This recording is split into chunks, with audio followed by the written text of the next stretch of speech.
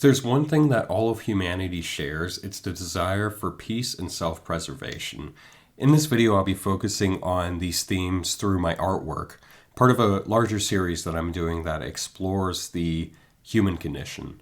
The goal of this exhibition is to encourage both social connection and personal reflection, helping us become more aware of how our shared condition shapes us as individuals and as a society.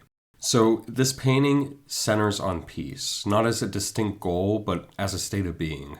True peace is the ability to walk through life's struggles, to move within turbulence and obstacles without losing balance. Too often, we treat peace as something to be reached at the end of hardship, rather than something that we have along the way through those hardships.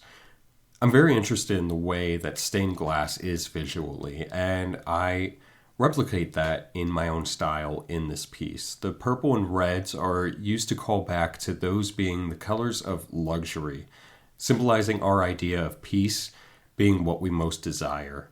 Purple has been a symbol of luxury since its first production in the past. It was a rare color, and it's hard to even find in nature, so purple was naturally a symbol for royalty. The background of this piece is a turbulence of blues and yellows, personifying the constant struggles we face in life on opposite sides of the color wheel to embody how drastic life can change. The swirls meet at a focal point. The center of them is a complete circle.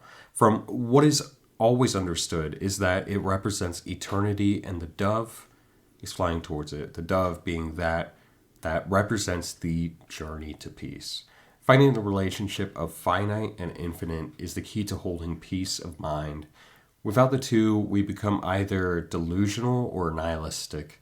There is a particular harmony in life if we marry them together. What I like about stained glass is that it's a representation of that and was used as a direct reference to this marriage. What's always drawn me into stained glass is the ability for them to tell stories.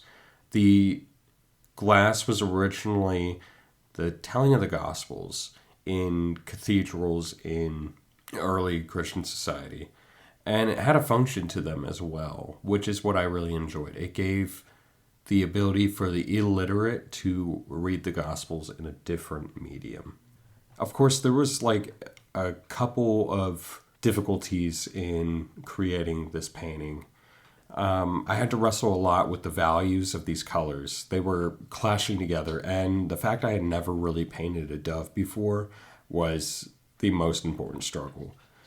Working on such a small scale was difficult for me. The size of the canvas is 8" by 8, and I'd like this scale for all of the pieces in this series to really show that even though these ideas are in the background of our head or small, they can redefine our character, and we can have an awareness of our relationship to these ideas.